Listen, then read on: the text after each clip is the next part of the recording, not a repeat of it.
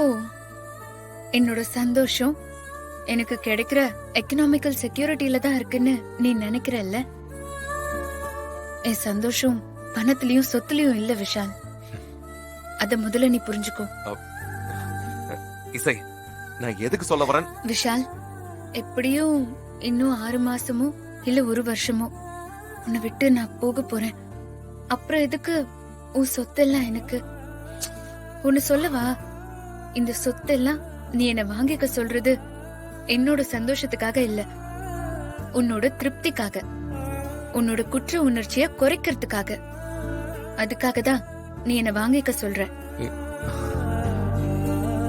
நீ என்ன சொல்ற? புரியலையா? நீ எதுக்கு இந்த சொத்தை என் பேர்ல வாங்கிக்க சொல்லி கம்பல் பண்ற?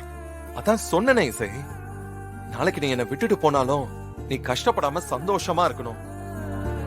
அதுக்கு ஏதோ எங்களால முடிஞ்ச ஒரு ரிட்டர்ன் கிஃப்ட்னு வச்சுக்கோங்க. இந்த பாரு, இப்ப எதுக்கு சிரிக்கிற? நான் இன்னும் உங்க வீட்டு பார்ட்டிக்கு வந்த கெஸ்டா? எனக்கு ரிட்டர்ன் கிஃப்ட் கொடுத்து சந்தோஷப்படுத்துறதுக்கு? நான் இங்க வாழ வந்திருக்கேன்.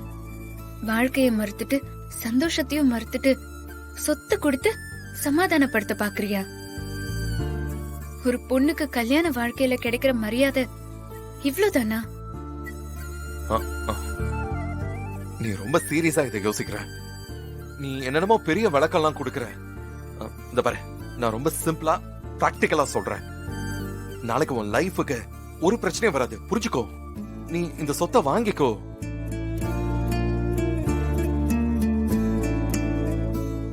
நான் என் வாழ்க்கையில பெருசா நினைக்கிறதே என் காதலையும் என் ஃபேமிலியையும் தான். அதையே வேண்டான்னு சொல்லும்போது இந்த சொத்தெல்லாம் எனக்கு வேண்டவே வேண்டாம் விஷால். அன்பால ஒரு சின்ன விஷயம் எனக்கு கிடைச்சா கூட அதுதான் எனக்கு பெரிய சொத்து.